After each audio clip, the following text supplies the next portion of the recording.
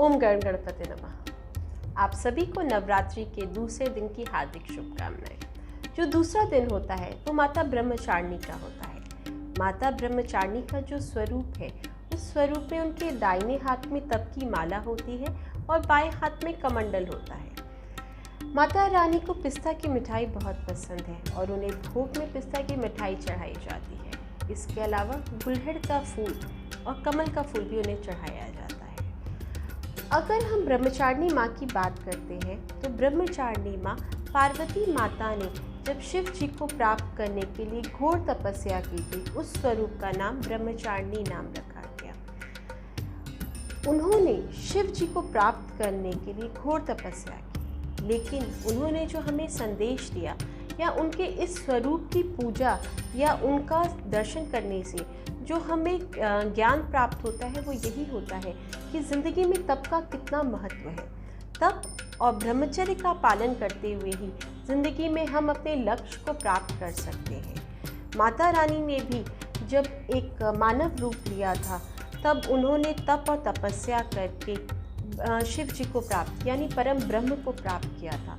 तो हम जैसे तुच्छ इंसानों को अगर ब्रह्म का ज्ञान प्राप्त करना है या उनके छोटे से दर्शन भी करने हैं तो हमें कितना तप करना पड़ेगा। हम उतना तप तो नहीं कर पाते, लेकिन कम से कम वीक में एक दिन या 15 दिन में या महीने में एक दिन ब्रह्मचर्य का पालन करना चाहिए, मेडिटेशन करना चाहिए।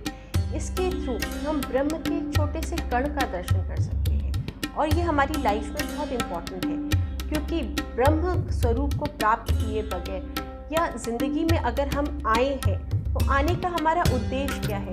सिर्फ काम करना, खाना पीना, यही तो उद्देश्य नहीं है। पैसा कमाना उद्देश्य नहीं है। इस दुनिया से उस दुनिया में जाने के लिए हमें अपने कर्मों को सुधारना है और कर्मों को सुधारने के लिए ही हमें इस जन्म में भेजा जाता है।